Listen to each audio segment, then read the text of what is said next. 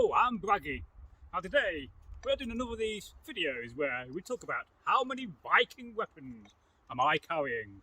So what we get out of this video, well, we're going to watch a Viking go through his Viking weapons and talk about them, and it's going to be educational and hopefully funny.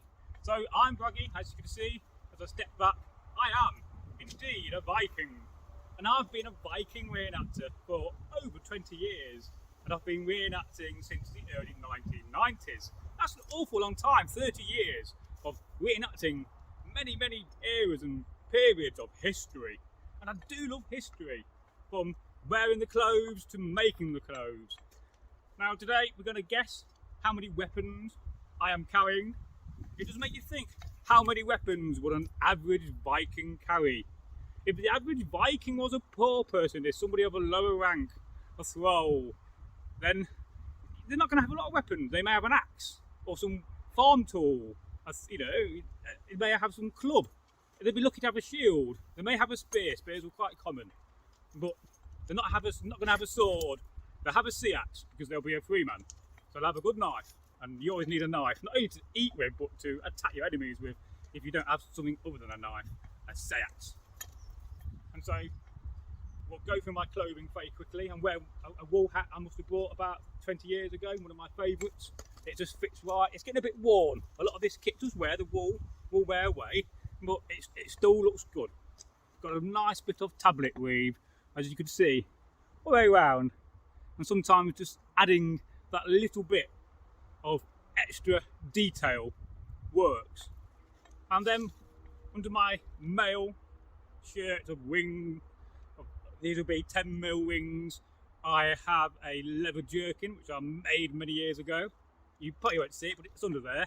And then I have a woolen tunic, a white woolen tunic which I made during lockdown, and I have a linen underskirter, under tunic, which I bought off eBay, and it's a very nice kind of a scarlety red one, and orange, and you'll see it on camera. And of course I've got my mail for protection, because you never know when you're walking out in Northworthy. In the old times, the medieval age, there's lots of trouble, lots of bandits and robbers and thieves. And if you've had bad luck and you've been in a feud with another family, then that can be dangerous if you head into their territory. And let's face it, if you're a Saxon of Wessex, you come from Winchester or down south and you're travelling to the Danelaw through Mercia, then I'd imagine, if you're not used to it, that will be quite a scary journey. So, yes. Don't forget to give this video a like as you watch it. Now, the first weapon, as you can see, quite obvious, I am carrying a spear. Now this spear is hand forged, so it's not the best spear in the world in the sense of for combat. It is great when it comes to the aspect of display. And you'll see at the end of the spear there's a little knob, and that's there just for protection during the fight in the battle, so that when you're spearing somebody, you're not going to actually hurt them, because if this was a sharp point, then you'd agree that would hurt. And then what you end up, if you're not properly padded and armoured, you end up with little round bruises on your body from where you're being attacked during the battle. And normally, the people that are using the spears know how much pressure to put on. So spear men and women are very well trained and very effective in the shield wall. Now the next weapon, so that's number one. Of course I'm carrying a sword. Here we go. This is a Paul Binns. There's the fuller in the centre again, not the blood channel.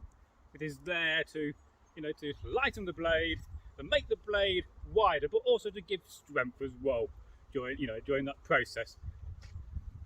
So yes, very nice sword. Do you agree? And it's got a scabbard, not a sheath, as I put it away. There you go. You always got to look at your sword when you put it away, because you've got to locate the slot where the sword goes. It's not easy on camera. So that is weapon number two.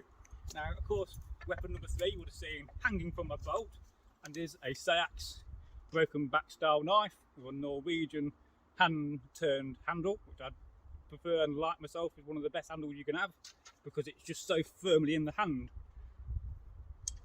And this axe is such an important weapon and tool, and most people would have carried one, whether a small one or even a larger one, to the point of where it became a langsax. And today I am not carrying a langsax today. I didn't want to go full out with a lot of weapons. I'm trying to display more of an you know, a hostile kind of approach to the weapons I'm wearing.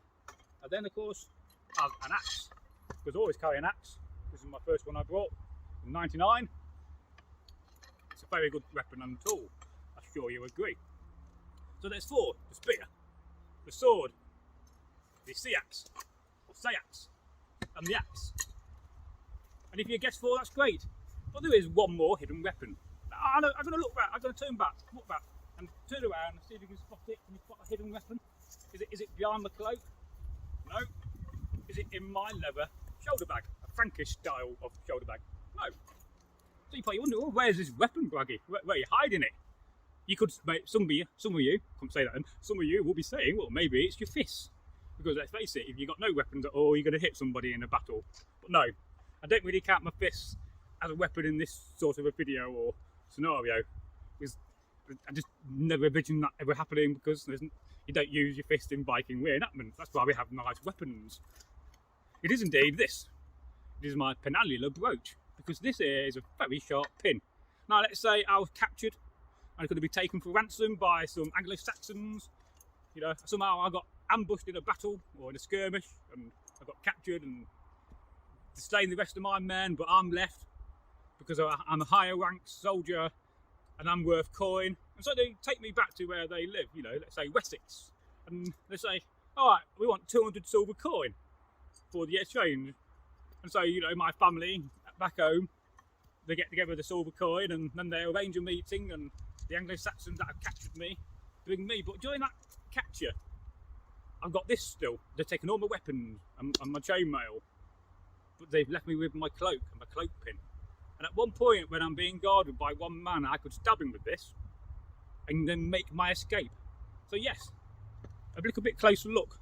I'm sure you agree, it's a very sharp pin, and that is deadly. And always be careful when you wear these. Don't wear them pointing up towards your neck.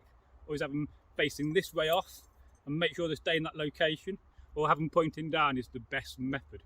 Because these are pointing, don't have them too long. That's probably slightly longer for my liking, but I didn't make it, it's the way I brought it, and I just left it the way it is. So yes, I hope that you have enjoyed. Some days I can't speak. I hope you've enjoyed this video and got something out of it. And we'll see what the next video will be about. I think I'm going to make a video about this spear, because I've had it a long time, but there's three things I don't like about it. And there's three things I love about it. So, if you want to help the channel, if you want to see this channel grow and become bigger and have a much wider audience, then share this video. Do two things: share the video and give us a like. By liking and sharing, that will really, really help the channel to grow. And I just want to say I love you. You know, thanks for watching. You make my day when you leave wonderful comments. Goodbye from me, as we prepare for the end screen, if I put one in.